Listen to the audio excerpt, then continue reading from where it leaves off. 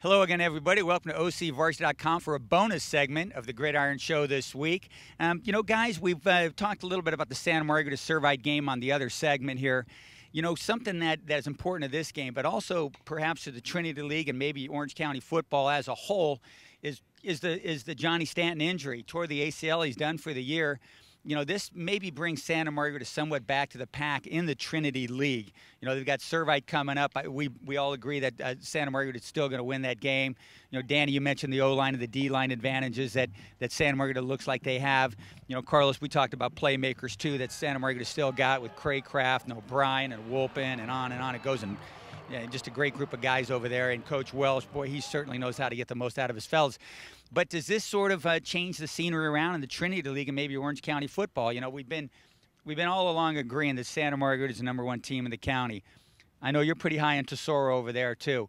And Mater Dei, we all are. Mission Viejo too. Does this mean that Santa Margarita is not the #1 team in the county? And does this mean Santa Margarita is no longer the favorite in the Trinity League? What do you think, Dan? Well, I think they're #1 in the county right now, as long as they can maybe run the table, which is going to be difficult in the Trinity League. But the team I think is looming. There's a couple teams looming in the Trinity League. As we enter the Trinity League, I think you got to watch out for Mater Dei. They played Narbonne to 1 point on the road. Really took. Narbonne is really could be the best team in the state. They are so fast. They are so physical. They have playmakers just everywhere on the field. And Mater Dei played really well up there. And then of course there's St. John Bosco. And for me, the way I think about it is with Stanton. The county rankings are important in the Trinity League, but how about the Pac-5 division? Eagles. I don't know if the Eagles can win the Pac-5 title without Johnny Stanton. Carlos, this brings Santa Margarita somewhat back to the pack, or they still got so much going on that they're still the heads and tails above everybody? Well, they still got a lot of talent, like we've talked about. Yeah. That's clearly there. The big thing that they're missing now without Johnny Stanton is when it gets down to a drive at the end of the game, when you need yards. Stanton just wheels Santa Margarita across the field. We saw that time and time again last year. Didn't have to see it so far this year because they were just killing everybody. Yeah.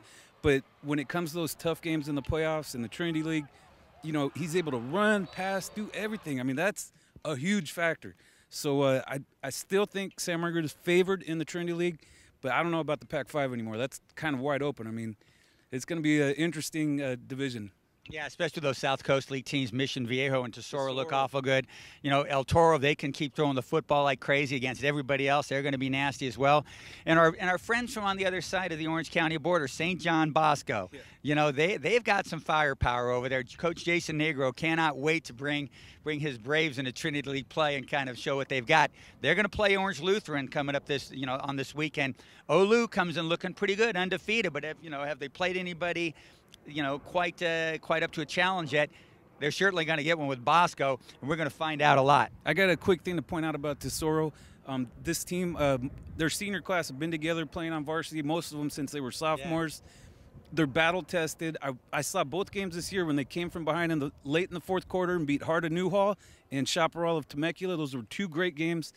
This might be Tesoro's year, especially now with Stanton being out. That's a huge obstacle, that's no longer as deadly. It's going to be interesting because, I saw the Santa Margarita Bonaventure game where Johnny Stanton was just so clutch for them, with a third down escape. He escaped from a safety. That was a huge play in the second half. He just made their offense so difficult because you don't know if he's going to pass it, he's going to run it. What are they, quarterback draw? They're just really tough. We'll have to see how the Eagles emerge from this injury and how these, they play at quarterback. But there's so many good teams out there like Bonaventure, maybe Oaks Christian, Crespi. There's so many good teams out there. But, the Eagles are a resilient group too. They lost the transfers. They lost two good guys to Mission Viejo. Now Johnny Stanton. These guys have endured a lot. They're a pretty tough and determined group. They're going to be tough out. They're going to be tough. Yeah, so, we've had a lot of questions answered as we're in the halfway point of the season, but as we've just discussed, there's a lot of things still we've got to figure out here at OCVarsity.com for this football season, where we've got you covered here at OCVarsity.com.